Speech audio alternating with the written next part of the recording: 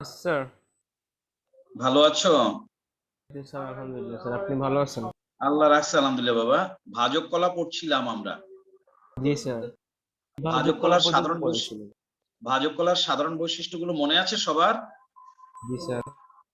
কোষ প্রাচীর হবে পাতলা, কোষ প্রাচীরের অধিকাংশই হবে সেলুলোজ দিয়ে তৈরি, কোষ প্রাচীর হবে নমনীয়, সাইটোপ্লাজম হবে ঘন, নিউক্লিয়াস হবে উজ্জ্বল, আন্তঃকোষীয় ফাঁক সাধারণত থাকবে না, কোষগুলো হবে সর্বদাই জীবিত। তারপরে হচ্ছে কোষের মধ্যে বিপাকের হার হবে বেশি, কোষগুলো হবে মোটামুটি সম আকৃতি বিশিষ্ট। আর সবশেষে যে কথা, কোষগুলো হবে বিভাজনে সক্ষম। জি এরকমের স্যার। কোষে সাধারণত বর্জ্য পদার্থ থাকবে না, গহ্বর সাধারণত থাকবে না, ইত্যাদি ইত্যাদি। প্লাস্টিড থাকলে সেগুলো হবে আদি প্লাস্টিড বা প্রোপ্লাস্টিড। এ সকল বৈশিষ্ট্য পড়ার পরে আমরা বললাম যে ভাজক কলাকে আমরা প্রকারভেদ করতে চাই, এবং আমরা প্রথমে কি করলাম, ভাজক কলাকে উৎপত্তির উপর ভিত্তি করে প্রকারভেদ করলাম। উৎপত্তি ভেদে আমরা জানলাম ভাজক কলা তিন প্রকার। এক হচ্ছে আদি ভাজক কলা, দুই হচ্ছে প্রাথমিক ভাজক কলা, আর তিন হচ্ছে গৌণ ভাজক কলা। আমরা বললাম যে ভাজক কলা ভ্রূণ দশায় উৎপত্তি লাভ করে সেটা আদি ভাজক কলা বা প্রারম্ভিক ভাজক কলা বা প্রোমেরিস্টেম। আমরা বললাম আদি ভাজক কলা থেকে পরে যে ভাজক কলা তৈরি হয় সেটাই প্রাথমিক ভাজক কলা। একটা চারা উদ্ভিদের সমস্ত জায়গায় প্রাথমিক ভাজক কলা থাকে, একেবারে মূল কাণ্ড পাতার শেষ প্রান্ত বাদ দিলে আর একটা চারা উদ্ভিদের প্রায় সব জায়গায় প্রাথমিক ভাজক কলা থাকে। অর্থাৎ আদি ভাজক কলাটুকু বাদ দিয়ে আর বাকি সবই হচ্ছে প্রাথমিক ভাজক কলা, এবং আদি ভাজক কলা থেকে পরে যে ভাজক কলা উৎপত্তি লাভ করে সেটাই প্রাথমিক ভাজক কলা। আর বলেছি অনেক সময় ভাজক কলা বিভাজন ক্ষমতা হারিয়ে স্থায়ী হয়ে যায়, তারপরে আবার হঠাৎ করে বিভাজন ক্ষমতা ফিরে পায়। এইভাবে স্থায়ী কলা থেকে যে ভাজক কলা তৈরি হয় তার নাম গৌণ ভাজক কলা।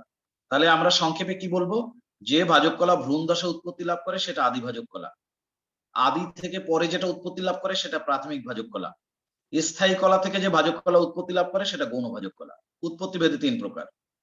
তারপর আমরা বলেছি অবস্থান ভেদে। অবস্থান ভেদে ভাজক কলা কি কি? অবস্থান ভেদেও ভাজক কলা তিন প্রকার। এক হচ্ছে কি, এক হচ্ছে তোমার শীর্ষস্থ ভাজক কলা, শীর্ষস্থ ভাজক কলা। দুই কি, দুই হচ্ছে নিবেশিত ভাজক কলা। তিন নাম্বার কি, তিন নাম্বার হচ্ছে পার্শ্বীয় ভাজক কলা। এরা অবস্থানের উপর ভিত্তি করে কিরকম, যদি মূল, কাণ্ড এবং পাতার শীর্ষ দেশে কোনো ভাজক কলা অবস্থান করে তাহলে সেটা হবে শীর্ষস্থ ভাজক কলা। যদি চারপাশে স্থায়ী কলা এর মাঝখানে কোনো ভাজক কলা অবস্থান করে, অর্থাৎ যে ভাজক কলা স্থায়ী কলা দ্বারা বেষ্টিত বা পরিবেষ্টিত থাকবে তার নাম হবে নিবেশিত ভাজক কলা। এটা স্থায়ী, এটা স্থায়ী, মাঝখানে এটা নিবেশিত। যে ভাজক কলা মূল কাণ্ডের পার্শ্বদেশে উল্লম্বভাবে অবস্থান করবে তাদের নাম হবে পার্শ্বীয় ভাজক কলা। পার্শ্বীয় ভাজক কলার কোষ বিভাজনের কারণে উদ্ভিদের মূল এবং কাণ্ডের ব্যাস বৃদ্ধি পাবে। তারপরে আমরা অবস্থানের পরে আমরা বলেছিলাম কাজের উপর ভিত্তি করেও ভাজক কলার প্রকারভেদ করা যায়। সেটা হচ্ছে কি, কার্যভেদে। আমরা জানি একটা উদ্ভিদের যত স্থায়ী কলা তারা সবই একসময় ভাজক কলা থাকে, অর্থাৎ ভাজক কলা থেকেই স্থায়ী কলা তৈরি হয়। তাহলে কাজ বলতে আসলে বোঝাচ্ছি যে কোন স্থায়ী কলা কোন ভাজক কলার মাধ্যমে তৈরি হয়, কোন স্থায়ী কলা তৈরি করা কোন ভাজক কলার কাজ। এবং সেই সেন্সে আমরা বলেছিলাম একটা উদ্ভিদের মূল বা কাণ্ড যদি আমরা কাটি তাহলে সবার বাইরে আমরা দেখব বহিঃত্বক, তারপরে অনেক সময় মূল এর ভেতরে আরেকটা স্তর থাকে, নাও থাকতে পারে তবে অনেক সময় থাকে, এটাকে বলে অধঃত্বক। আর একেবারে কেন্দ্রে আরেকটা এরকম বৃত্তাকার স্তর থাকে, এটাকে বলে অন্তত্বক। আর অধঃত্বক আর অন্তত্বকের মাঝখানের এই জায়গাটাকে বলে কর্টেক্স। কর্টেক্স। কর্টেক্স। অনেক সময় অন্তত্বকের নিচেও আবার একটা স্তর থাকে, মূলে অবশ্যই থাকে, কাণ্ডে নাও থাকতে পারে, এটাকে বলে পরিচক্র। আর এখানে জাইলেম আর ফ্লোয়েম থাকে যাকে বলে পরিবহন কলা। কেন্দ্রে থাকে মজ্জা, জাইলেম আর ফ্লোয়েমের মাঝখানে থাকে মজ্জারশ্মি। এই হচ্ছে একটা উদ্ভিদের মূল বা কাণ্ড কাটলে পরে যে অংশগুলো পাওয়া যায় সেই অংশগুলো। একেবারে কেন্দ্রে থাকে মজ্জা, আর জাইলেম আর ফ্লোয়েম মাঝে সরু সরু যে জায়গা তাকে বলে মজ্জা রশ্মি, পিথ রে। আর জাইলেম আর ফ্লোয়েমকে বলে পরিবহন কলা। এই যে একটা উদ্ভিদের সমস্ত অংশগুলো এখানে আছে, তাই না? এই সমস্ত অংশগুলো স্থায়ী কলা দিয়ে তৈরি, কিন্তু এরা একসময় সবাই ভাজক কলা ছিল। তাহলে এই অংশগুলো কে কোন ভাজক কলার মাধ্যমে তৈরি হয়েছে, সেটাই হচ্ছে ভাজক কলার কাজ। আমরা বলেছি যে ভাজক কলা শুধুমাত্র বহিঃত্বক তৈরি করে, কাজের উপর ভিত্তি করে তার নাম প্রোটোডার্ম। অর্থাৎ বহিঃত্বক তৈরি করা যে ভাজক কলার কাজ তার নাম হবে প্রোটোডার্ম। তারপরে বলেছি যে ভাজক কলা জাইলেম আর ফ্লোয়েম তৈরি করে, মানে পরিবহন কলা তৈরি করে, সেই ভাজক কলার নাম হচ্ছে প্রোক্যাম্বিয়াম।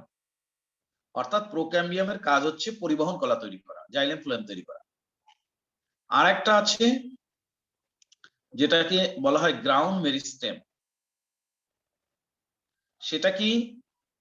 এই বহিঃত্বক এবং পরিবহন কলা বাদ দিলে বাকি যে অংশগুলো থাকে, অধঃত্বক, কর্টেক্স, অন্তত্বক, পরিচক্র, মজ্জা, মজ্জারশ্মি, এরা সবাই এক কলা থেকে তৈরি হয়।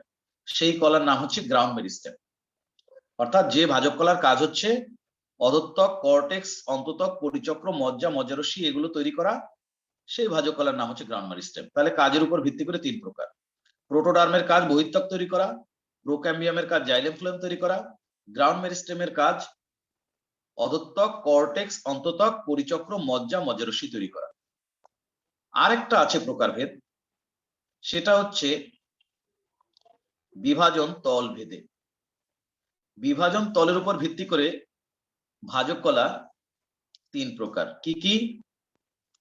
এক হচ্ছে ম্যাস ভাজক কলা, যে ভাজক কলা সকল তলে বিভাজিত হতে পারবে, ডানে বায়ে সামনে পিছনে উপরে নিচে সব তলে। ম্যাস মানে ব্যাপক। যে ভাজক কলা সকল তলে বিভাজনে সক্ষম তার নাম ম্যাস ভাজক কলা। আর একটা আমরা বলেছি প্লেট ভাজক কলা, যে ভাজক কলা শুধুমাত্র উপরে অথবা নিচে যে কোনো দুইটা তলে, অথবা সামনে অথবা পিছনে, অথবা ডানে অথবা বায়ে, যে কোনো দুইটা তলে, হয় উপরে নিচে, না হয় ডানে বায়ে, না হয় সামনে পিছনে, যে কোনো দুইটা তলে যদি বিভাজনযোগ্য হয় তাহলে সেটার নাম হবে প্লেট ভাজক কলা। আর একটা বলেছি যদি কোনো ভাজক কলা শুধুমাত্র একটা তলে বিভাজনযোগ্য হয় এবং বিভাজিত হয়ে যে কোনো একদিকে কোষ তৈরি করতে থাকবে, আস্তে আস্তে কোষগুলো এরকম এমন ভাবে তৈরি হবে যেন এটা প্রাণীর পাঁজরের মতো বাঁকা হয়ে যেতে থাকবে, এটার নাম হচ্ছে রিব ভাজক কলা।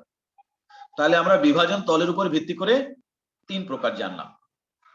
আমাদের ভাজক কলার বৈশিষ্ট্য এবং প্রকারভেদ পড়া শেষ। আজকে আমরা পড়ব একটা নতুন জিনিস, যার নাম হচ্ছে কলাতন্ত্র, যাকে ইংরেজিতে বলে টিস্যু সিস্টেম। আজকের তারিখ দিয়ে হেডিং দাও কলাতন্ত্র বা টিস্যু সিস্টেম। একটা জিনিস খেয়াল করো। হ্যাঁ বলো। স্যার, শীর্ষস্থ ভাজক কলায় বলা হয়েছিল যে এটা কখনো স্থায়ী কলায় রূপান্তরিত হয় না। এখন হ্যাঁ, স্যার এটা মানে শীর্ষস্থ ভাজক কলা তো এই পাতার শীর্ষে বা কাণ্ডের শীর্ষে থাকে।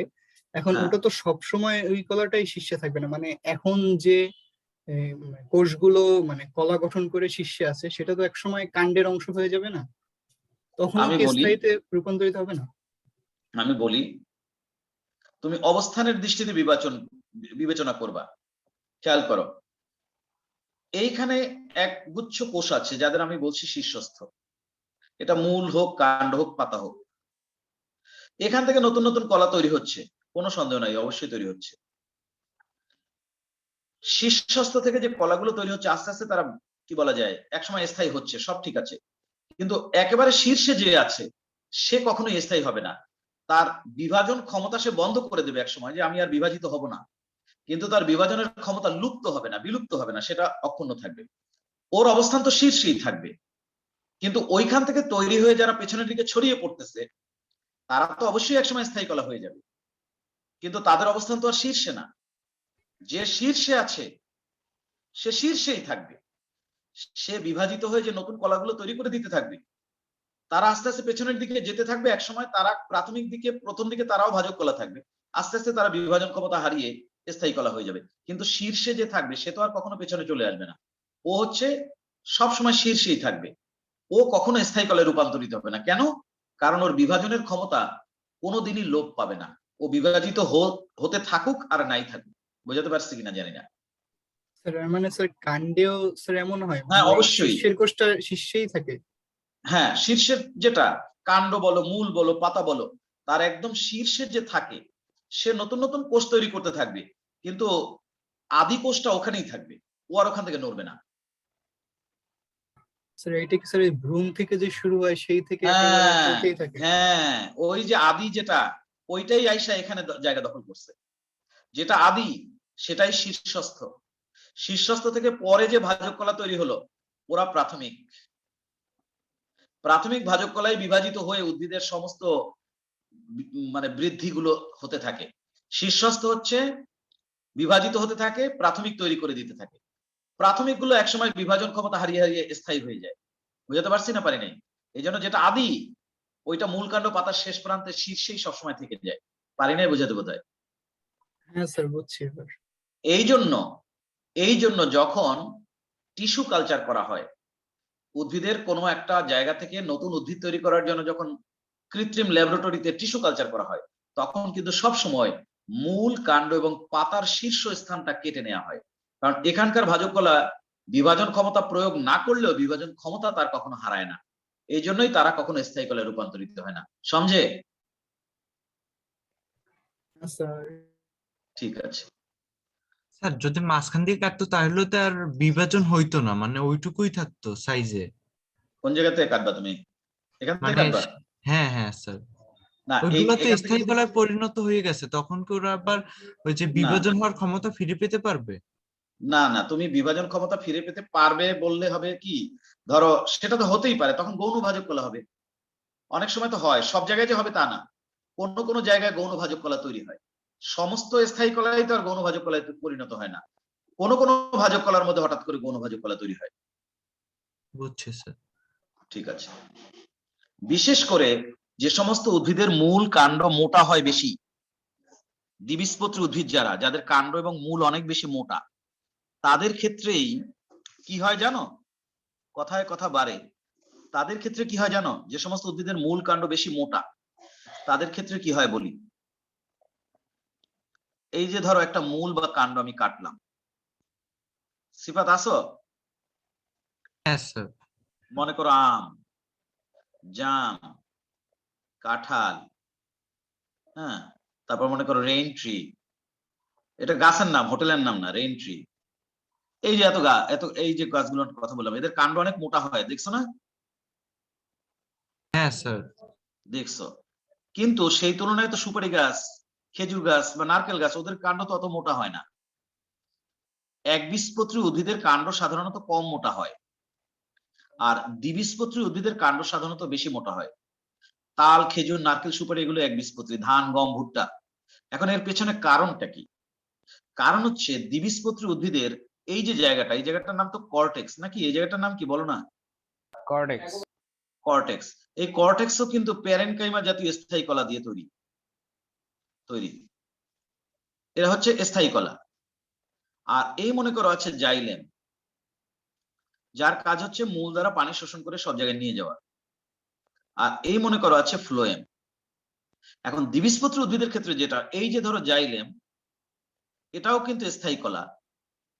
এই যে মনে করো ফ্লোয়েম, এটাও কিন্তু স্থায়ী কলা। আর এই যে কর্টেক্স, এটাও স্থায়ী কলা।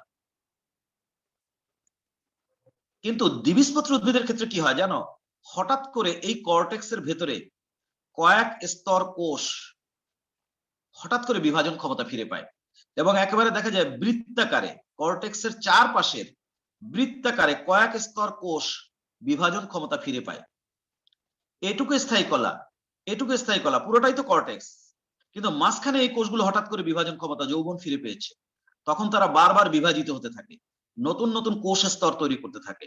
তখন কি হয়, নতুন কোষের চাপে এই অংশটা সামনের দিকে যায়, এই অংশটা ভেতরের দিকে যায়, আলটিমেটলি একটা আউটওয়ার্ড এবং ইনওয়ার্ড প্রেসার তৈরি হয় নাকি হয় না? হ্যাঁ স্যার। হয়। আবার এই যে জাইলেম, তার মাঝে আবার হঠাৎ করে নতুন কোষ বিভাজিত হতে শুরু করে। জাইলেম স্থায়ী, কিন্তু তার মধ্যে আবার ক্যাম্বিয়াম তৈরি হয়, সে কিন্তু ভাজক কলা। এই ফ্লোয়েমের মধ্যে এরকম ক্যাম্বিয়াম তৈরি হয়।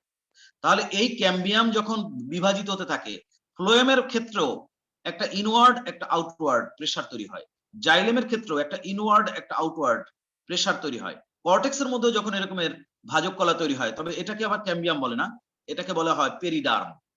কর্টেক্সের মধ্যে যখন ভাজক কলা তৈরি হয় তখন তাকে বলে পেরিডার্ম। তাহলে এই পেরিডার্ম এবং এই ক্যাম্বিয়াম এরা যখন বিভাজিত হতে থাকে, নতুন নতুন কোষ তৈরি করে, তখন একটা এক্সপ্যান্ডিং প্রেসার তৈরি হয়, কারণ নতুন কোষ এখানে জন্মাতে থাকে। এই কারণেই দ্বিবীজপত্রী উদ্ভিদের কাণ্ড এবং মূল অনেক মোটা হয়ে যায়। বুঝতে পারছি না পারি নাই? হ্যাঁ স্যার বুঝছি। কিন্তু একবীজপত্রী উদ্ভিদের ক্ষেত্রে এই কর্টেক্স রিজিয়নে অথবা জাইলেম ফ্লোয়েমের মাঝে সাধারণত এরকমের ভাজক কলা তৈরি হতে দেখা যায় না, এ কারণেই তারা বেশি একটা মোটা হয় না। আর এই ভাজক কলা তাহলে তুমি কি বলবা? এইটুকু স্থায়ী এটুকু স্থায়ী, হঠাৎ করে এটা ভাজক ভাজক, তাহলে এটাকে তুমি বলবা উৎপত্তির দৃষ্টিতে বলবা গৌণ ভাজক কলা। এই পেরিডার্ম এই ক্যাম্বিয়াম এরা উৎপত্তির দৃষ্টিতে হচ্ছে গৌণ ভাজক কলা, কারণ স্থায়ী কলা থেকে এরা উৎপন্ন হয়েছে, কিন্তু অবস্থানের কারণে এরা হচ্ছে নিবেশিত ভাজক নিবেশিত। কলা। হ্যাঁ ঠিক আছে। কি পারছি, বোঝাতে পারছি কিনা বলো? জি স্যার। ঠিক আছে। আমি যেন কোথায় ছিলাম, কি যেন একটা কথা বলতেছিলাম, আমি তো কলাতন্ত্রে যাইতে চেয়েছিলাম, সেখানে একটু যাই। এই হেডিংটা দিছো, টিস্যু সিস্টেম বা কলাতন্ত্র। জি স্যার। আচ্ছা শোনো, সিস্টেম মানে তন্ত্র, এটা আমরা জানি, সবাই জানি। এখন আমাদের তো, আমরা যারা প্রাণী, আমাদের অনেক রকমের সিস্টেম আছে না? আমাদের আছে এক্সক্রিটরি সিস্টেম আছে, আমাদের আছে ডাইজেস্টিভ সিস্টেম আছে, আমাদের আছে রেসপিরেটরি সিস্টেম আছে, আমাদের ব্লাড সার্কুলেশন সিস্টেম আছে, তাই না? আমাদের রিপ্রোডাক্টিভ সিস্টেম আছে, নানা রকমের সিস্টেম আমাদের আছে, তন্ত্র যেগুলোকে বলে। কিন্তু প্রাণী উদ্ভিদের তো আর এরকমের এত সিস্টেম নাই, আছে নাকি এরকমের excretory, respiratory, digestive, blood circulation, এসব সিস্টেম তো আর উদ্ভিদের নাই, আছে? না স্যার। তবে উদ্ভিদের যেটা আছে ওটাকে বলা হয় টিস্যু সিস্টেম। টিস্যু সিস্টেমটা কি? ধরো এই যে ধরো জাইলেম এবং ফ্লোয়েম, হ্যাঁ, এরা একটা টিস্যু সিস্টেম, এদেরকে বলা হয় ভাস্কুলার টিস্যু সিস্টেম। কারণ এই জাইলেমের মধ্যে ফ্লোয়েমের মধ্যে কিছু গঠনগত এবং কার্যগত মিল আছে। জাইলেম একটা আলাদা টিস্যু, ফ্লোয়েম একটা আলাদা টিস্যু, কিন্তু এই দুইটার মধ্যে কিছু স্ট্রাকচারাল এবং ফাংশনাল রেজেম্বলেন্স আছে। এই জন্য জাইলেম আর ফ্লোয়েমকে আমি একসাথে বলবো ভাস্কুলার টিস্যু সিস্টেম। তোমার আপত্তি আছে? আপত্তি নাই। আবার এই যে কর্টেক্স, তাই না, তারপর হচ্ছে এই যে মজ্জা, তারপর হচ্ছে এই যে পরিচক্র, এইগুলোর মধ্যে আবার কিছু গঠনগত মিল আছে, কার্যগত মিল আছে। এই জন্য এইটাকে আমি বলবো একটা আলাদা সিস্টেম, এটাকে আমি বলবো গ্রাউন্ড টিস্যু সিস্টেম, বাংলায় বলবো ভিত্তি কলাতন্ত্র। কোনটা? সেখানে তোমার অধঃত্বক আসবে, সেখানে তোমার কর্টেক্স আসবে, অন্তত্বক আসবে, পরিচক্র আসবে, মজ্জা আসবে, মজ্জারশ্মি আসবে, এগুলো সব হবে একটা আলাদা টিস্যু সিস্টেম। কারণ এগুলোর মধ্যে আবার কিছু কার্যগত এবং গঠনগত মিল আছে, আমি পড়াবো, পড়লেই বুঝতে পারবা। আর এই যে ত্বক, বহিত্বক যেটা উদ্ভিদের প্রোটোডার্ম দিয়ে যেটা তৈরি হয়েছে, সেটা নিয়ে একটা আলাদা সিস্টেম হবে, সেটাকে আমরা বলবো ত্বকীয় কলাতন্ত্র বা ডার্মাল টিস্যু সিস্টেম। তাহলে দেখো, প্রোটোডার্ম দিয়ে যেটা তৈরি হয়েছে বহিত্বক, সেটা নিয়ে আমি একটা আলাদা টিস্যু সিস্টেম করবো, যেটাকে আমরা বলবো ত্বকীয় কলাতন্ত্র বা ডার্মাল টিস্যু সিস্টেম। ওটার মধ্যে থাকবে বহিত্বক আর তার সাথে যদি আর কিছু পাওয়া যায় সেটা। আর প্রোক্যাম্বিয়াম দিয়ে যেটা তৈরি হয় জাইলেম ফ্লোয়েম, ওটা নিয়ে পড়বো আমি আরেকটা টিস্যু সিস্টেম, ওটাকে আমরা বলবো ভাস্কুলার টিস্যু সিস্টেম। আর গ্রাউন্ড মেরিস্টেম আমরা যেটাকে বললাম, ওইটা দিয়ে যা যা তৈরি হয়, অধঃত্বক, কর্টেক্স, অন্তত্বক, মজ্জা, মজ্জারশ্মি, পরিচক্র, এই সবটাকে আমরা আরেকটা টিস্যু সিস্টেমের আওতাভুক্ত করব, যার নাম আমি বলবো গ্রাউন্ড টিস্যু সিস্টেম। তাহলে আসলে উদ্ভিদের টিস্যু সিস্টেমটা কি? যখন একাধিক টিস্যু, হ্যাঁ, এর মধ্যে কিছু ভাজক কলা থাকতে পারে, কিছু স্থায়ী কলা থাকতে পারে। আগে তো আমরা ভাজক কলাকে আলাদা ক্লারিফাই করছি, স্থায়ী কলা তো পড়ি নাই, সিলেবাসে নাই। কিন্তু অনেক সময় হয় কি, এই ভাজক কলা স্থায়ী কলা মিক্স হয়ে অথবা কাছাকাছি থেকে একটা সিস্টেম ডেভেলপ করে। অনেকগুলো টিস্যু যাদের মধ্যে গঠন এবং কার্যগত মিল থাকে, তাদের নিয়ে যে সিস্টেম তৈরি হয় তাকেই আমরা বলবো টিস্যু সিস্টেম। তাহলে টিস্যু সিস্টেমের একটা সংজ্ঞা দাও। উদ্ভিদের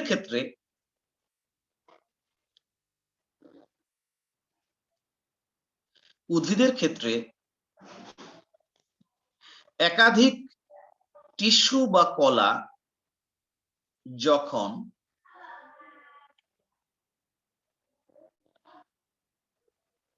উদ্ভিদের ক্ষেত্রে একাধিক টিস্যু বা কলা যখন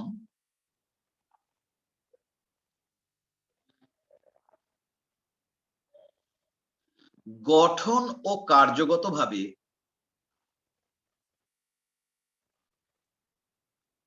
সাদৃশ্যপূর্ণ হয়, উদ্ভিদের ক্ষেত্রে একাধিক টিস্যু বা কলা যখন গঠন ও কার্যগতভাবে সাদৃশ্যপূর্ণ হয়, তখন ওই কলা সমষ্টিকে একত্রে কলাতন্ত্র বা টিস্যু সিস্টেম বলে। তখন ওই কলা সমষ্টিকে একত্রে কলাতন্ত্র বা টিস্যু সিস্টেম বলে। একাধিক কলা যখন গঠন এবং কার্যগতভাবে সাদৃশ্যপূর্ণ হয়, তখন ওই কলা সমষ্টিকে একত্রে টিস্যু সিস্টেম বা কলাতন্ত্র বলে। দেখো লিখতে পারছো কিনা। স্যার প্রথম থেকে আরেকবার বলবেন? উদ্ভিদের ক্ষেত্রে একাধিক টিস্যু বা কলা যখন গঠন ও কার্যগতভাবে সাদৃশ্যপূর্ণ হয়, তখন ওই কলা সমষ্টিকে একত্রে কলাতন্ত্র বলে বা টিস্যু সিস্টেম বলে। কলাতন্ত্র টিস্যু সিস্টেম একই জিনিস। তখন ওই কলা সমষ্টিকে একত্রে কলাতন্ত্র বলে। সোজা কথা যে একাধিক, আগে কি পড়ছি, আগে হচ্ছে এটা ধরো একটা কোষ, যখন অনেকগুলো কোষ গঠন ও কাজের দিক থেকে একই রকম হয়, এটা ধরো কোষ। আর যখন অনেকগুলো কোষ গঠন ও কাজের দিক থেকে একই রকম হয়, আমরা তখন তাকে বলি কলা। এখন এটা একটা কলা, কলা, আবার এটা আরেকটা কলা, আবার এটা আরেকটা কলা মনে করো। এখন এইখানে তিনটা কলা আছে, কিন্তু এই তিনটা কলার মধ্যে আবার গঠন এবং কাজের মধ্যে কিছু না কিছু কম বেশি মিল আছে। তখন এই কলা সমষ্টিকে আমরা বলবো কলাতন্ত্র। একদম প্রাইমারি স্টেজ হচ্ছে কলা, সরি কোষ। কোষ থেকে তৈরি হবে কলা, আর কলা থেকে তৈরি হবে কলাতন্ত্র। বুঝাতে পারছি নাকি পারি নাই? স্যার এখানে তো বলছেন গঠন ও কার্যগতভাবে সাদৃশ্যপূর্ণ হয়, তাহলে একটু হ্যাঁ, পার্থক্য থাকলে কিভাবে কলাতন্ত্র হবে? না না, এই কম বেশি পার্থক্য তো থাকবেই, কিছু না কিছু পার্থক্য থাকবে, কিন্তু কিছু না কিছু সাদৃশ্যও থাকবে। একেবারে যদি হুবহু একই রকম হয় তাহলে তো একটা কলা হয়ে যাবে। আমি কিন্তু দেখো এখানে ছবি আঁকছি, এটা একরকম আঁকছি, এটা আরেক রকম আঁকছি, এটা আরেকটু অন্যরকম আঁকছি। এটা একটা আলাদা টিস্যু, এটাও একটা আলাদা টিস্যু, এটাও একটা আলাদা টিস্যু, কিন্তু এই তিনটার মধ্যে কিছু না কিছু গঠন এবং কাজের দিক থেকে মিল আছে। পার্থক্য তো কম বেশি আছেই, পার্থক্য না থাকলে তো সব একটা টিস্যু হয়ে যেত, তাহলে তো কলা বলা যেত, কলাতন্ত্র আর বলা যেত না। সাগর স্যার বোঝাতে আংশিক পারিনি? সাদৃশ্যপূর্ণ, স্যার বুঝছি স্যার, হ্যাঁ আংশিক হ্যাঁ, আংশিক সাদৃশ্যপূর্ণ। সাদৃশ্যপূর্ণ, আংশিক সাদৃশ্যপূর্ণ লেখো, সাদৃশ্যপূর্ণই লেখো, আর আংশিক শব্দটা না অ্যাড করলেও চলবে। এদের মধ্যে যেহেতু কলা বলে দিয়েছি, একাধিক কলা বলেছি, সুতরাং কলা যেহেতু তাদের মধ্যে পার্থক্য আছে, তা নাহলে তো একটা কলাই বলা যেত। যেহেতু আমি বলেছি একাধিক কলা, তাদের মধ্যে যখন গঠন এবং কাজের মধ্যে মিল থাকে, ওর মধ্যেই তোমার ওই আংশিক কথাটা ওর মধ্যে এসে গেছে, নতুন করে আংশিক শব্দটা ঢোকানোর দরকার নেই। জি স্যার। উদ্ভিদের ক্ষেত্রে যখন একাধিক কলা গঠন ও কাজের ভিত্তিতে সাদৃশ্যপূর্ণ হয়, তখন তাদেরকে ওই কলা সমষ্টিকে একত্রে আমরা কি বলবো? কলাতন্ত্র। লিখছো কিনা বলো? জি স্যার লিখেছি। একাধিক কলা বললেই ওর মধ্যে ওই যে নিশ্চয়ই পার্থক্য না থাকলে একাধিক কলা হওয়ার সুযোগ ছিল না, তাহলে একটাই কলা হতো। আচ্ছা, এখন আমরা একটা কাজ করবো, আমি একটা ছক দেব, এই ছকের মধ্যে উদ্ভিদের সকল প্রকার কলাতন্ত্রের লিস্ট থাকবে, নাম থাকবে। এই ছক ধরে ধরে আমরা পড়বো, ঠিক আছে? তো তোমরা একটা মোটামুটি হাফ পেজ জায়গা আছে, এরকম জায়গায় এই ছকটা লেখো, মাঝখানে লেখো কলাতন্ত্র, এই শব্দটা লেখো। একটু আগে যেরকম আলোচনা করেছিলাম, উদ্ভিদের সকল কলাতন্ত্রকে প্রধানত তিন ভাগে ভাগ করা যায়। এক হচ্ছে ত্বকীয় কলাতন্ত্র, দুই হচ্ছে ভিত্তি কলাতন্ত্র, এক হচ্ছে ত্বকীয় কলাতন্ত্র, 2 হচ্ছে ভিত্তি কলাতন্ত্র, আর 3 হচ্ছে পরিবহন কলাতন্ত্র। তাহলে আমরা উদ্ভিদের কলাতন্ত্রকে ভাগ করতে যাচ্ছি কয়টা? 3টা। কি কি? একটা হচ্ছে ত্বকীয় কলাতন্ত্র, একটা হচ্ছে ভিত্তি কলাতন্ত্র, আর একটা হচ্ছে পরিবহন কলাতন্ত্র। লিখছো সবাই? জি স্যার। ঠিক আছে। আমি কিন্তু এখানে একটা জিনিস মনে রাখার জন্য রিকোয়েস্ট করব, ওই যে প্রোটোডার্ম, সেই প্রোটোডার্ম দিয়েই কিন্তু আসলে এই ত্বকীয় কলাতন্ত্র তৈরি হবে। আর ওই যে প্রোক্যাম্বিয়াম, সেটা দিয়েই কিন্তু এই পরিবহন কলাতন্ত্র তৈরি হবে, জাইলেম ফ্লোয়েম তৈরি হবে। আর ওই যে গ্রাউন্ড মেরিস্টেম, সেটা দিয়ে কিন্তু এই ভিত্তি কলাতন্ত্র তৈরি হবে। ভিত্তি কলাতন্ত্রের মধ্যে থাকবে তোমার বহিত্বক থাকবে, সরি বহিত্বক না, অধোত্বক থাকবে, বহিত্বক বাদ দিয়ে অধোত্বক থাকবে, কর্টেক্স থাকবে, অন্ততক থাকবে, পরিচক্র থাকবে, মজ্জা থাকবে, মজ্জারশ্মি থাকবে। এটা সব থাকবে ভিত্তি কলাতন্ত্রের মধ্যে। তো যাই হোক, এর মধ্যে আবার ভাগ আছে, আমি সেই ভাগগুলো দিচ্ছি। ত্বকীয় কলাতন্ত্র, এটার মধ্যে আবার ভাগ আছে। কি কি? ত্বকীয় কলাতন্ত্রকে আমরা ভাগ করতে চাই, ক, এখানে আসবে বহিত্বক, সরি বহিত্বক, একেবারে এপিডার্মিস যেটাকে বলে বা বহিত্বক, সেটা এটার মধ্যে আসবে, এটা ক। খ নম্বরে লেখো ত্বকীয় উপবৃদ্ধি। উপবৃদ্ধিকে ইংরেজিতে বলে আউটগ্রোথ। আসলে উপবৃদ্ধি বলতে কি বোঝানো হচ্ছে? অনেক সময় দেখবা ত্বক থেকে রোম তৈরি হয়, অনেক সময় ত্বক থেকে কাঁটা তৈরি হয়, হয় না? ত্বকের গায়ে অনেক সময় সুতার মতো সরু সরু রোম থাকে, লাউ কুমড়া গাছে দেখবা পাতায় থাকে, কাণ্ডের ত্বকেও থাকে, এরকম থাকে নাকি থাকে না? জি স্যার থাকে। অনেক সময় ত্বকের গায়ে কাঁটা থাকে, ফলের গায়ে কাঁটা থাকে, যেমন কাঁঠাল। অনেক সময় গাছের গায়েও কাঁটা থাকে, তাই না? কুল, গোলাপ, ওইগুলোকে আমরা বলবো উপবৃদ্ধি, ত্বকীয় উপবৃদ্ধি, যেগুলো বহির্ত্বক থেকে যে বাইরের দিকে কোনো গ্রোথ যদি হয়, তাহলে সেটাকে আমরা বলবো ত্বকীয় উপবৃদ্ধি। আর একটা জিনিস আছে, সেটা হচ্ছে অনেক সময় ত্বকে কিছু ছিদ্র দেখা যায়, সেটাকে আমরা বলবো ত্বকীয়, সরি কটা বড় হয়ে গেল, ত্বকীয় রন্ধ্র। তাহলে ত্বকের গায়ে যদি কোনো ছিদ্র দেখি, সেটাও এটার মধ্যে আসবে। তাহলে ত্বকীয় কলাতন্ত্রকে আমরা 3 ভাগে ভাগ করলাম। কি কি? এক হচ্ছে বহিত্বক, 2 হচ্ছে বহিত্বক থেকে যদি কোনো গ্রোথ বা বৃদ্ধি পায়, কোনো কিছু তৈরি হয় সেটা, আর একটা হচ্ছে বহিত্বকের গায়ে যদি কোনো ছিদ্র বা রন্ধ্র থাকে সেটা। স্যার টোকিও রন্ধ্র একটু আরেকবার বলবেন স্যার, নেট চলে গেছে। আসবে, এগুলো ডিটেলস আসবে, ত্বকের গায়ে কোনো ছিদ্র আছে কিনা সেটা। এগুলো তো আমি জাস্ট নাম লিখতেছি, পরে তো এগুলোর আমি বর্ণনা দিব, ছবি আঁকবো, সবই করবো। এই লিস্ট ধরে ধরে একটা একটা পড়বো। এখন শুধু লিস্ট লেখো, এখন না বুঝলেও চলবে, একটু পরে তো বুঝাবো, ছবি আঁকবো, নোট দিব এগুলোর প্রত্যেকটা। আচ্ছা এবার শোনো, বহিত্বকের বর্ণনা দিব সরাসরি, এটার কোনো প্রকারভেদ নাই, কিন্তু ত্বকীয় উপবৃদ্ধি যেটা, এটার আবার প্রকারভেদ আছে। ত্বকীয় উপবৃদ্ধির কি কি প্রকারভেদ আছে? যেমন মনে করো আছে রোম, হেয়ার, রোম, ত্বক থেকে এক ধরনের সরু সরু সুতার মতো বের হয়, ওগুলোকে রোম বলে, এটা এক ধরনের উপবৃদ্ধি। আবার আছে অনেক সময় ত্বক থেকে বের হয়, এটাকে বলে পিরকা। পিরকা জিনিসটা দেখো নাই, আমি আঁকবো, ছবি দেখাবো। পিরকা হচ্ছে এমন রোমের মতোই, কিন্তু মাথায় আবার বেলুনের মতো ফোলানো থাকে, ওটাকে বলে পিরকা। কিছু কিছু গাছে এটা পাওয়া যায়। হ্যাঁ, কাণ্ড বা পাতা থেকে তৈরি হয়, ছোট ছোট কাটার মতো, রোমের মতো, কিন্তু মাথাটা আবার গোল, স্ফীত, বেলুনের মতো, ওটাকে পিরকা বলে। আরেকটা আছে, এটাকে বলে কাঁটা। এগুলো সব ত্বকীয় উপবৃদ্ধি, বহিত্বক থেকে বের হয়। আরেকটা আছে, এটাকে বলে আকর্ষী। এগুলো সব গাছে না, কিছু কিছু গাছে দেখা যায়, সুতার মতো পেঁচিয়ে পেঁচিয়ে যখন উপরের দিকে ওঠে তখন এগুলো ব্যবহার করে। তাহলে এগুলো হচ্ছে সব ত্বকীয় উপবৃদ্ধি। আরো আছে কিন্তু তোমাদের আর দরকার নেই, ইত্যাদি। রোম, পিরকা, কাটা, আকর্ষী ইত্যাদি, এগুলোকে বলা হয় ত্বকীয় উপবৃদ্ধি। এবার আসো ত্বকীয় রন্ধ্র। ত্বকের গায়ে যেসব ছিদ্র থাকে তাকে বলে ত্বকীয় রন্ধ্র। ত্বকীয় রন্ধ্র প্রধানত 3 প্রকার। কি? একটাকে বলে পত্র রন্ধ্র,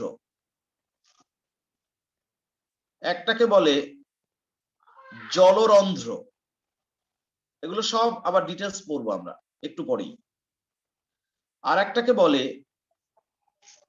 লেন্টিসেল।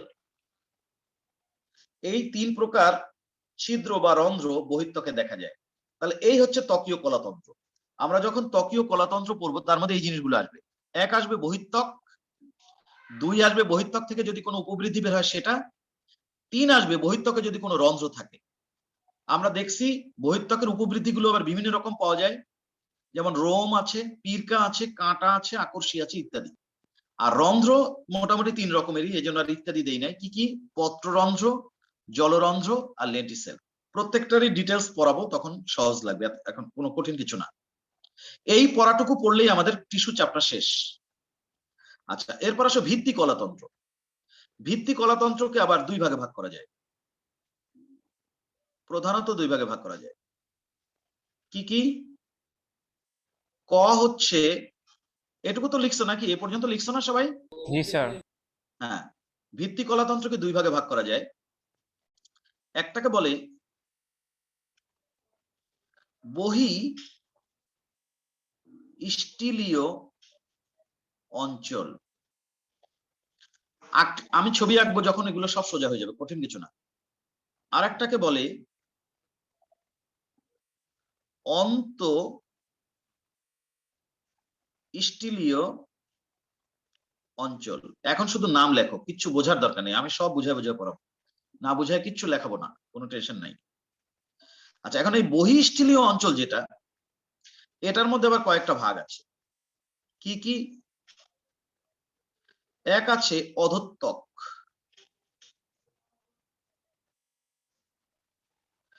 2 আছে কর্টেক্স, আর 3 আছে অন্ততক। এই বহিঃস্থলীয় অঞ্চল 3 ভাগে বিভক্ত: অধোত্বক, কর্টেক্স আর অন্ততক। আর অন্তঃস্থলীয় অঞ্চল আবার কি কি ধারণ করে দেখো। অন্তঃস্থলীয় অঞ্চলের মধ্যে আছে পরিচক্র, তারপর হচ্ছে মজ্জা,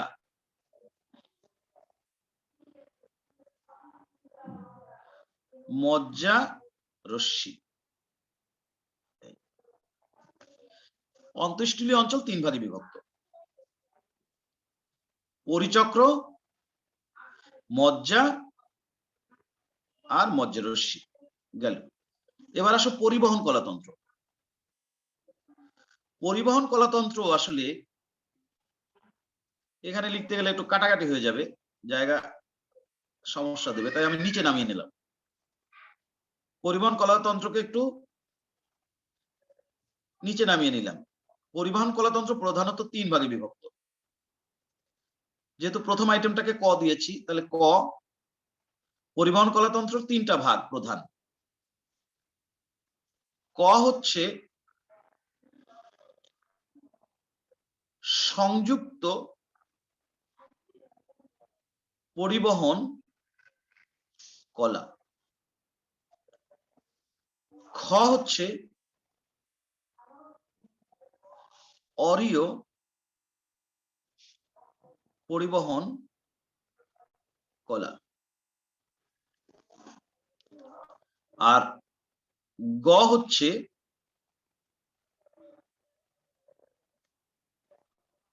কেন্দ্রীয়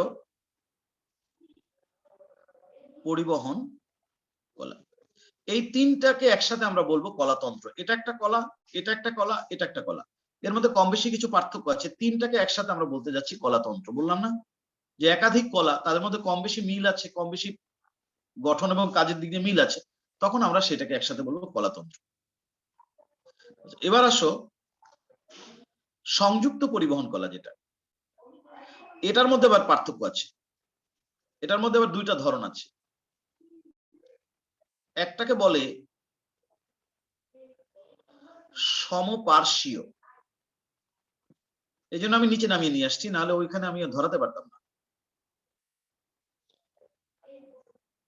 আর একটাকে বলে, সমস্যা নাই, আমি প্রয়োজনে এটার আবার ছবি তুলে এখনই তোমার সামনে নিয়ে আসবো, যদি কোথাও যদি কাটাকাটি হয় বা বাদ যায় তুমি দেখে আবার লিখে নিতে পারবে। আর একটাকে বলে সমদ্বিপার্শ্বীয়। এটা হচ্ছে সংযুক্ত পরিবহন কলাটার মধ্যে আবার দুইটা ধরন। এবার এই যে সমপার্শ্বীয়, এটার মধ্যে আবার দুইটা প্রকারভেদ আছে। একটাকে বলো মুক্ত, আর একটাকে বলে বদ্ধ। যারা দেখে ভয় পাইতেছো টেনশন করো না, আমি যেভাবে পড়াবো তোমার আর পরে দেখবা টেনশন লাগবে না, প্রায় মুখস্থ আমি নিজেই করায় দেবো তোমাকে, এই পুরো জিনিসটা আমি নিজেই মুখস্থ করায় দেবো। স্যার যারা একটা টিস্যু চাপ প্রকারভেদ। প্রকারভেদ কিচ্ছু এখন ওরকম মনে হয়, আমি পড়াই, তারপরে পড়া যখন শেষ হবে তখন যদি তুমি বলো যে না স্যার আমি তো বুঝলাম না কিছু, মনেও রাখতে পারলাম না কিছু, সব দায়ভার আমি নিব।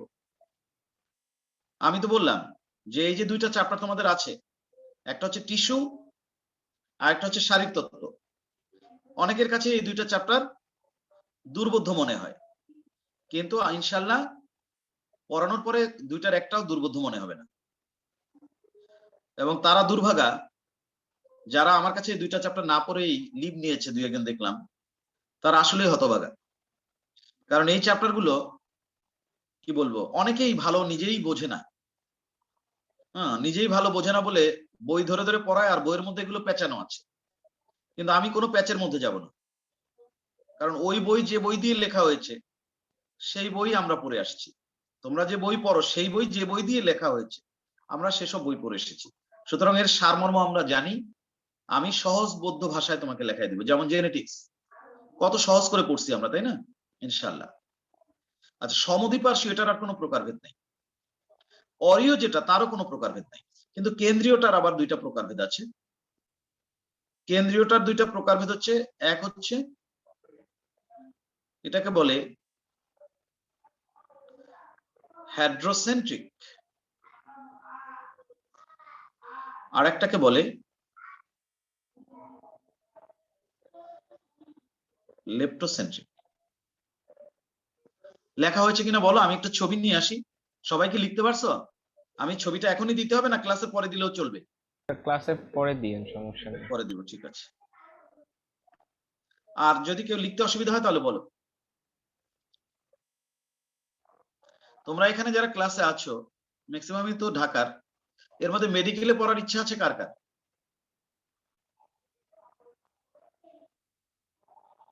স্যার তৌহিদের আছে স্যার। তৌহিদ, আর তৌহিদ হাত তুলছে দেখছি। আর স্যার আমি দুটা নাই আছি স্যার। জি সিফাত স্যার, দুটো আমিও নাই আছে, দোটানায় আছি স্যার। হ্যাঁ অসুবিধা স্যার, নাই, আমিও। দুটো নাই আর আছে মাঝে না? মাঝে মেডিকেল অনেক মনে চায়, আবার ইঞ্জিনিয়ারিং মনে চায়। মনে চায়, ছেলেরা একটু ইঞ্জিনিয়ারিং বেশি মনে চায়, আর মেয়েরা একটু মেডিকেল বেশি মনে চায়। সমস্যা নাই। এক্সাম তো স্যার ইনশাআল্লাহ আমিও স্যার দুই জায়গায় দেব, আমিও তারপর স্যার যা হয়। কনফিউজ স্যার, আমার আবার কাটাছিটা খুব ভালো লাগে স্যার, মানুষ কাটতে কিংবা এইসব ভিডিও দেখতে খুব ভালো লাগে স্যার, জানেন, বাট সমস্যা কনফিউজ। নাই, সমস্যা নাই। এখন আমি তোমাদেরকে একটু বলি। দুইটাই মানে সমান গুরুত্ব দিয়ে পড়তেছি, মানে এখন লাস্ট হ্যাঁ, পর্যন্ত যেটা এই হচ্ছে, পাইছি। এটা হচ্ছে ওয়াইজ ডিসিশন। মেডিকেলে মেডিকেলে তোমার 100টা এমসিকিউ আসবে, তাই না?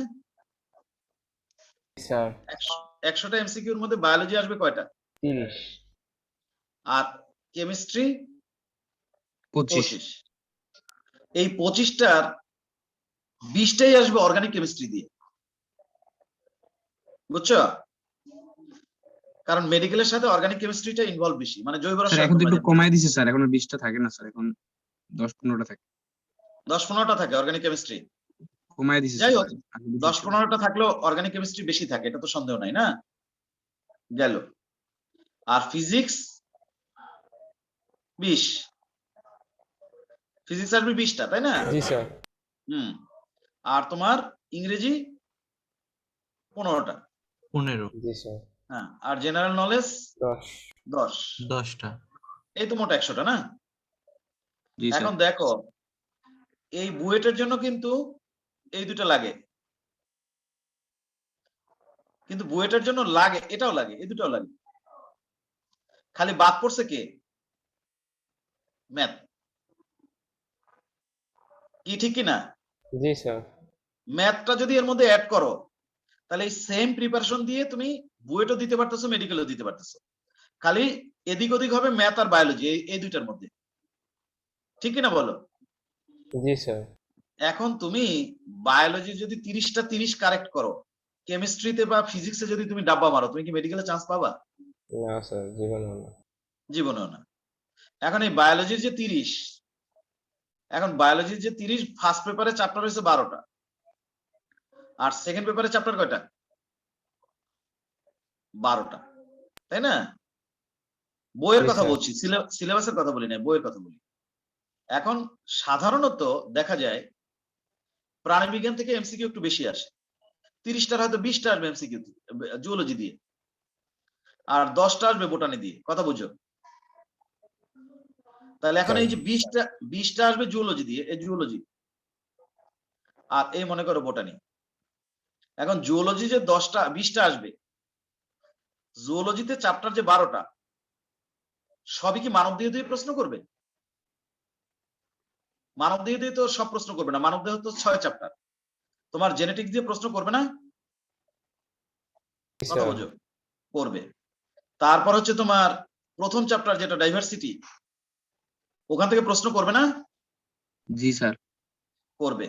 হাইড্রা, ঘাসফড়িং, রুই মাছ, এগুলো দিয়ে প্রশ্ন করবে না? জি স্যার। অবশ্যই করবে, তাই না? তাহলে 12টা চ্যাপ্টারের মধ্যে 6 চ্যাপ্টার হচ্ছে হিউম্যান বায়োলজি, আর বাকি 6 চ্যাপ্টার দিয়ে তো প্রশ্ন করবে। হিউম্যান বায়োলজি না দিয়ে না হয় একটু বেশি করবে, কিন্তু যত বেশি করুক এই 20টার বাইরে তো আর যাইতে পারবে না।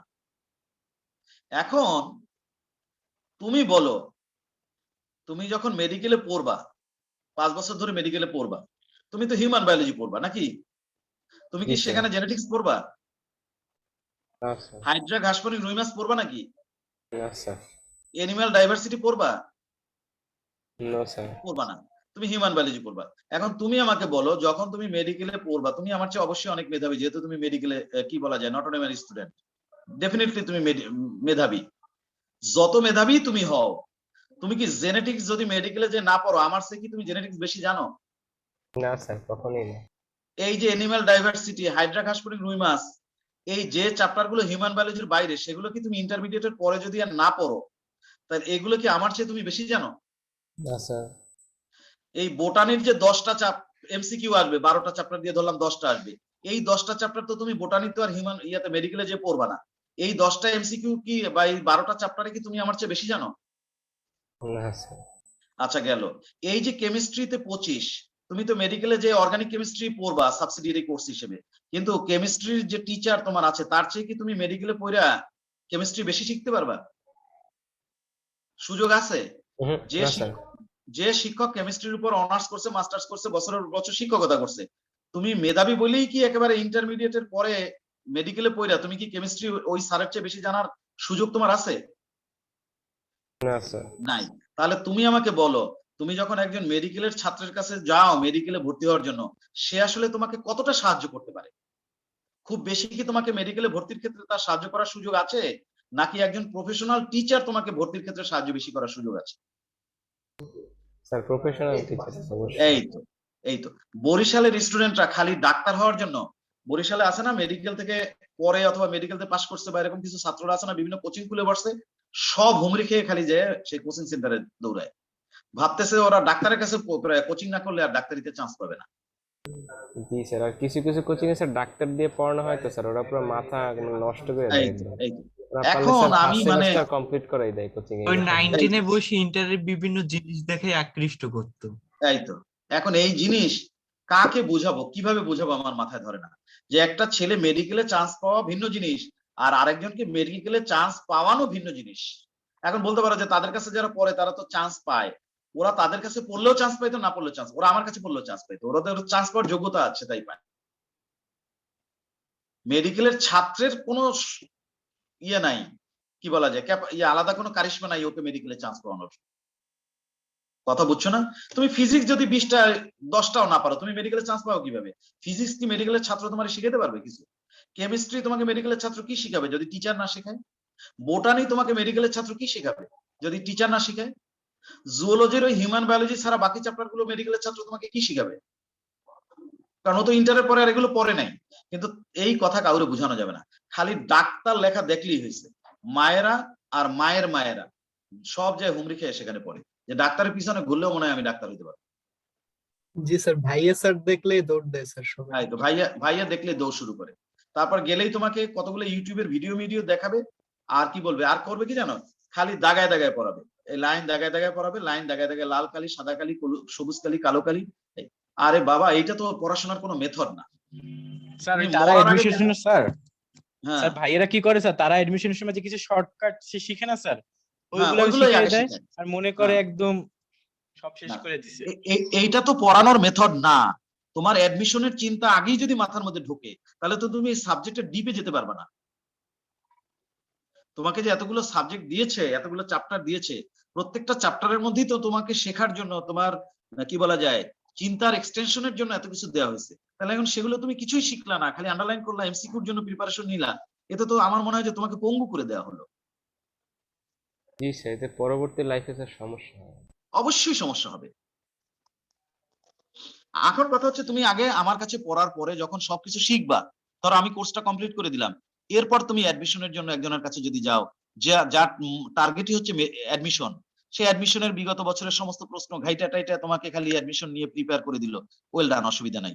কিন্তু প্রথমেই যদি ওই যারা অ্যাডমিশন নিয়ে কাজ করে তাদের কাছে তুমি যাও, প্রফেশনাল টিচারের কাছে না যাও, তাহলে কিন্তু তোমার সাবজেক্টের নলেজ একদম স্কুইজ হয়ে যাবে, একদম সীমিত হয়ে যাবে। মাথার মধ্যে খালি ওই অ্যাডমিশন ছাড়া আর কিছু থাকবে না। এবং এইটা করে একটা এমন একটা পঙ্গু জেনারেশন তৈরি করতেছে এই কোচিং সেন্টার গুলারা। যারা আগে ভর্তি কোচিং করতো, তারা এখন নাইমা এমন একাডেমিক কোচিং শুরু করছে, আর স্টুডেন্টদের জানার জায়গাটাকে এমন ভাবে সীমিত করে দিচ্ছে, জানার আগ্রহ নষ্ট করে দিচ্ছে। কোনো সাবজেক্টের কোনো টপিক্সের এরা গভীরে যেতে চায় না, খালি একটাই, দাগায় দাগায় পড়বো, এমসিকিউতে মারিয়ে দিয়ে আসবো, চান্স পেয়ে যাবো। এরকম একটা পঙ্গু জেনারেশন তৈরি করতেছে, বুঝানোর কোনো জায়গা নাই। এই যে জিনিসগুলো তোমরা টিস্যুতে পড়তেছো, দেখো, পড়ো, শেখো, ভালো লাগবে, অবশ্যই ভালো লাগবে। তারপরে আমি কোথায় গিয়ে পড়বো, কি হায়ার এডুকেশন নিব, সেটা ভাগ্যের বিষয়, যা আছে ভাগ্যে তাই হবে, সেটা দেখা যাবে পরে। আগে তো জানি, আগে তো শিখি। আচ্ছা, আমরা শুরু করি। আমরা এখানে যতগুলো জিনিস লিখছি, প্রত্যেকটা নিয়ে কিন্তু আমাদের লিখতে হবে। ত্বকীয় কলাতন্ত্র, একটু কিন্তু এখানে তোমাদেরকে মনে রাখতে হবে, ত্বকীয় কলাতন্ত্রের ভেতরে কিন্তু এই অধঃত্বক, এই অন্তত্বক, এগুলো কিন্তু আনা যাবে না, এই দুইটা কিন্তু আনা যাবে না। এই অধঃত্বক এবং অন্তত্বক কিন্তু ভিত্তি কলাতন্ত্রের একটা অংশ। শুধুমাত্র ত্বকীয় কলাতন্ত্রের মধ্যে কে আসবে জানো? ত্বকীয় কলাতন্ত্রের মধ্যে আসবে বহিত্বক, এই যে বহিত্বক, আর এই বহিত্বকের গায়ে যদি কোনো ছিদ্র টিদ্র থাকে তাহলে সেটা, অথবা বহিত্বক থেকে যদি কোনো বাইরের দিকে কোনো কিছু তৈরি হয় সেটা। এর বাইরে কিন্তু তুমি ত্বকীয় কলাতন্ত্রে কিছু নিয়ে আসতে পারবে না। বোঝাতে পারছি না, পারি নাই? ত্বকীয় কলাতন্ত্রের মধ্যে আসবে শুধু বহিত্বক, আর যদি বহিত্বক থেকে কোনো উপবৃদ্ধি তৈরি হয় তাহলে সেটা, অথবা বহিত্বকে যদি কোনো ছিদ্র ফাটল থাকে তাহলে সেটা। এর বাইরে কিন্তু কোনো কিছু ত্বকীয় কলাতন্ত্রের মধ্যে আসবে না। কিন্তু এর নিচে যদি নামি, তাহলে কি করব জানো? এর নিচে যদি আমি আসি, এই জাইলেম আর এই ফ্লোয়েম, এই দুইটাকে বাদ দিয়ে আর যা কিছু আছে, অধঃত্বক, কর্টেক্স, অন্তত্বক, পরিচক্র, মজ্জা, মজ্জারসি, সব একটার মধ্যে যাবে। সেটা কোনটা? ভিত্তি কলাতন্ত্র। আর জাইলেম ফ্লোয়েম কোথায় যাবে? পরিবহন কলাতন্ত্র। তাহলে কলাতন্ত্র তিনটা, বহিত্বক আর তার সাথে সংলগ্ন যা কিছু, এটা হচ্ছে ত্বকীয় কলাতন্ত্র। জাইলেম আর ফ্লোয়েম পরিবহন কলাতন্ত্র।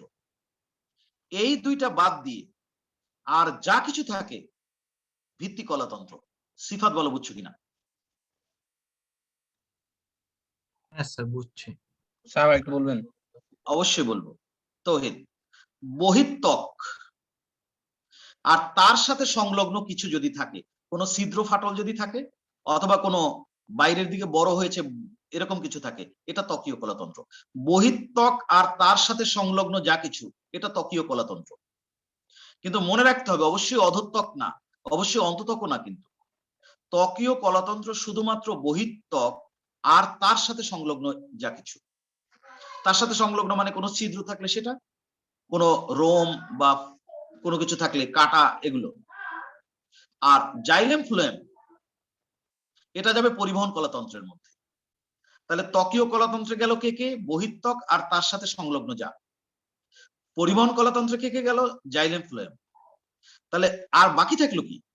বাকি থাকলো অধত্বক, বাকি থাকলো কর্টেক্স, অন্ততক, পরিচক্র, মজ্জা, মজ্জারশ্মি। এরা যাবে এক ক্যাটাগরি। সেটা কোনটা? সেটা ভিত্তি কলাতন্ত্র। তৌহিদ বলো, বুঝছো কিনা? জি স্যার বুঝছি। এদিকে তাকাও। ত্বকীয় কলাতন্ত্র, বহিত্বক এবং তার সাথে সংলগ্ন যা কিছু। তার সাথে সংলগ্ন কে আছে? তার সাথে আছে রোম, পিরকা, কাঁটা, আকর্ষী। আকর্ষী মানে হচ্ছে লাউ, শিম এসব গাছের গায়ে দিয়ে বের হয় না, এক ধরনের সুতার মতো পেঁচে পেঁচে উপরে ওঠে, সেটাকে বলে আকর্ষী। স্যার ওগুলো এগুলো- রোম না স্যার? না, ওগুলো আকর্ষী, টেন্ড্রিল। তারপর হচ্ছে ত্বকে কিছু ছিদ্র থাকে, পত্ররন্ধ্র, জলরন্ধ্র, লেন্টিসেল। এইটুকু হচ্ছে তোমার, শুধু এইটুকু, সরি ওদিকে যায় না, এই শুধু এইটুকু হচ্ছে ত্বকীয় কলাতন্ত্র। এইটুকু দেখো, এই যে শুধু এই দাগটুকুর মধ্যে দেখো, এই দাগটা ভুলে পড়ছে, শুধু এইটুকুর দিকে তাকাও। বহিত্বক, বহিত্বকের যদি গায়ে কোনো উপবৃদ্ধি থাকে তাহলে সেটা, বহিত্বকে যদি কোনো ছিদ্র থাকে তাহলে সেটা। এইটুকু নিয়ে ত্বকীয় কলাতন্ত্র। তো ঠিক আছে? সাগর ঠিক আছে? জি স্যার। আচ্ছা, পরিবহন কলাতন্ত্র কোনটুকু? জাইলেম আর ফ্লোয়েম। তাহলে এর মধ্যে এত ভেরিয়েশন করছি কেন? এই ভেরিয়েশনটা হচ্ছে জাইলেম ফ্লোয়েমের স্ট্রাকচারাল অনেক ভেরিয়েশন আছে, সেই জন্য এত ভেরিয়েশন। কিন্তু ওভারঅলি পরিবহন কলাতন্ত্র মানেই জাইলেম ফ্লোয়েম। তাহলে বহিত্বক তার সাথে সংলগ্ন জিনিসটা বাদ দিলাম, জাইলেম আর ফ্লোয়েম বাদ দিলাম, তাহলে আর থাকলো কি? যা কিছু থাকলো সবই হচ্ছে ভিত্তি কলাতন্ত্র। কি কি থাকলো? থাকলো অধত্বক, থাকলো কর্টেক্স, থাকলো অন্ততক, পরিচক্র, মজ্জা, মজ্জারশ্মি। বুঝাতে পারছি না পারি নাই?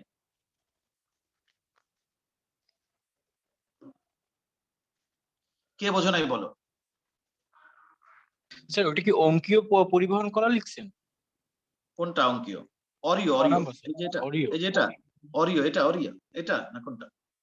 জি স্যার ওইটাই। হ্যাঁ, অরিও সংযুক্ত পরিবহন কলা, অরিও পরিবহন কলা, কেন্দ্রীয় পরিবহন কলা।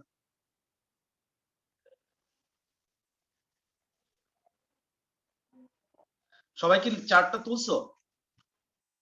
স্যার আমার স্যার। পরিবহন কলা তন্ত্রটা হয় নাই তো। আচ্ছা, আমি ছবি দিয়ে দেবো, মানে পরে তুলে নিও। এই দাগটা কিন্তু ভুলে দিয়ে ফেলছি, এটার জন্য আবার কনফিউজ হয় না। আমি আবার পুরোটা লিখে তো ছবি তোলা সম্ভব না, এই অবস্থায় ছবি তুলে দিয়ে দিব। এই দাগটা ভুলে পড়ছে, আর রেকর্ড দেখলে তো বুঝিয়ে নিতে পারবা। এই যে এই দাগটুকু ভুলে পড়ছে, এই দাগটা না দিলে সুবিধা ছিল। আচ্ছা, যাই হোক দিচ্ছি। এখন লেখো, নিচে আলাদা লাইন করে লেখো, এই টেবিল ধরে ধরে আমরা পড়বো। নিচে আলাদা লাইন করে লেখো, উদ্ভিদের কলাতন্ত্রকে প্রধানত 3 ভাগে ভাগ করা যায়, যথা: 1, ত্বকীয় কলাতন্ত্র। উদ্ভিদের কলাতন্ত্রকে প্রধানত 3 ভাগে ভাগ করা যায়, যথা: 1, ত্বকীয় কলাতন্ত্র। হাইফেন দিয়ে লেখো।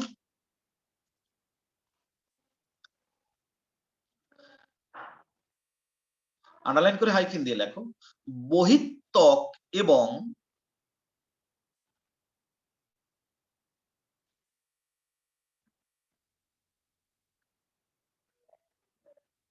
বহিত্বক এবং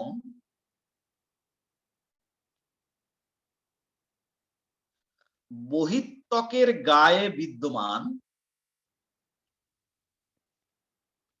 বহিত্বক এবং বহিত্বকের গায়ে বিদ্যমান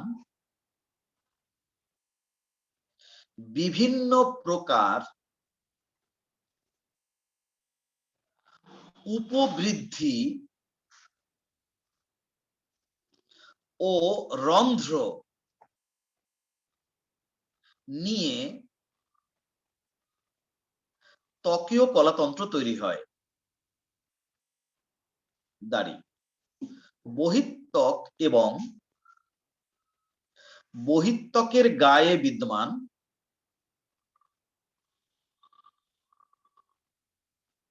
বিভিন্ন প্রকার উপবৃদ্ধি ও রন্ধ্র নিয়ে ত্বকীয় কলাতন্ত্র তৈরি হয়? লিখছো কিনা দেখো।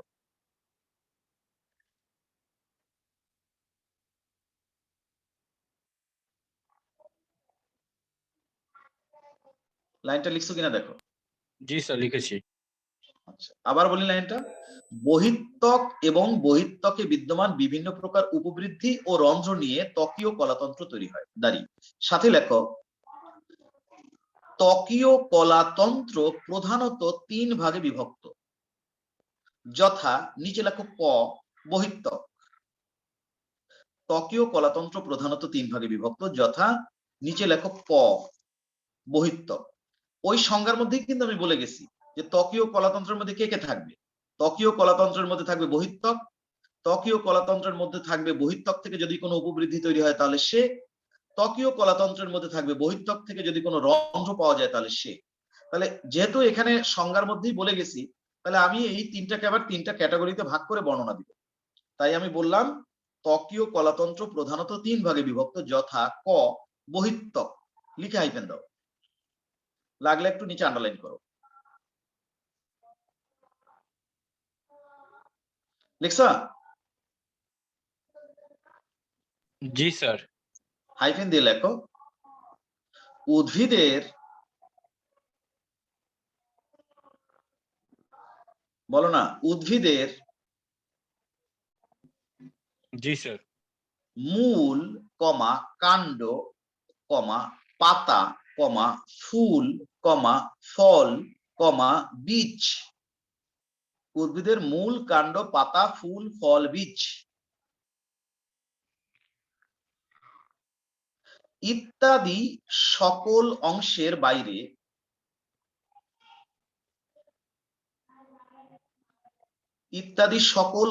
বাইরে উদ্ভিদের মূল, কাণ্ড, পাতা, ফুল, ফল, বীজ ইত্যাদি সকল অংশের বাইরে এক স্তর প্যারেনকাইমা কোষ দিয়ে তৈরি। প্যারেনকাইমা কোষ, সেগুলো দেখতে এরকম পিপার মতো দেখতে, পিপা সদৃশ। এক স্তর প্যারেনকাইমা কোষ দিয়ে তৈরি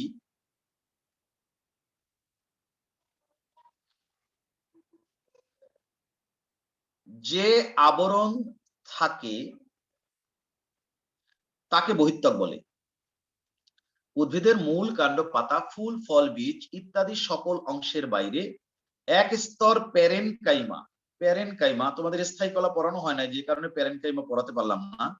এক স্তর প্যারেনকাইমা কোষ দিয়ে তৈরি যে আবরণ থাকে তাকে বহিত্বক বলে।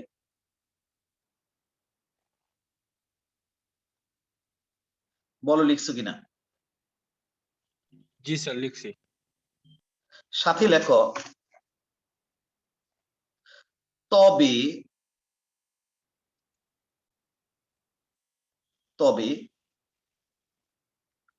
বট, রাবার, এগুলো এমসিকিউতে দিতে পারে, মনে রাখতে হবে। বট, রাবার,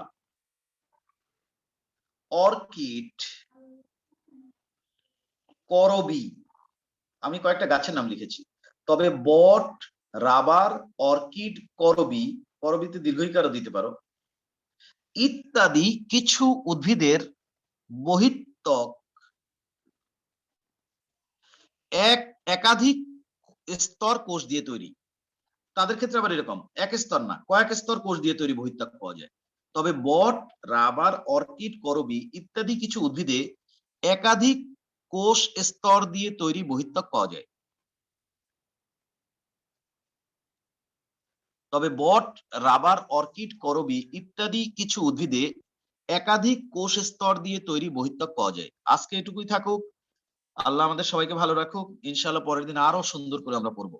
স্যার ছকটা ছবি আসসালামু দিয়ে আলাইকুম দিন। ছকটা দিয়ে দিচ্ছি, হ্যাঁ, পৃষ্ঠাটারই ছবি দিয়ে দিচ্ছি। আল্লাহ হাফেজ।